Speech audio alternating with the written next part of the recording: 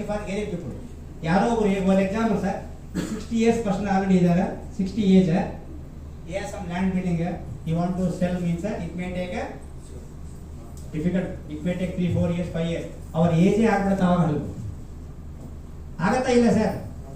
Sir recently ಒಂದು ಏನಾಗಿದೆ ಗೊತ್ತಾ, ಈ ಲಕ್ಷ್ಮೀಪುರ ರೋಡ್ ಇದೆನಾ ಸರ್, ಅಲ್ಲಿ ನನ್ನ ಪರಿಚಯವರು ತುಂಬ ಜನದ್ದು ಲ್ಯಾಂಡ್ ಇದೆ. In that one person he has some 3 acres land. Of course he is a very rich person, he want to sell out, I mean he want to liquidate. Our age already 65 ಆಗಿದೆ. Last 2 years back for him BDA they can notice, you can't sell this product, this property. ಈಗ ಆ 3 acres ಮೇಲೆ ದುಡ್ಡು ಅವರು reach ಆಗಬೇಕು means it will take 10 years time. ನಾವು already 65 sir, ನಾವು already 65. So ದುಡ್ಡು ಆ 3 acres ದುಡ್ಡು ಏನು ಸೇಲ್ ಆಗಿದ್ದು ಆ ದುಡ್ಡು ಎಲ್ಲ ಅವ್ರಿಗೆ ರೀಚ್ ಆಗಬೇಕು ಮೀನ್ಸ್ ಇಟ್ ಟೇಕ್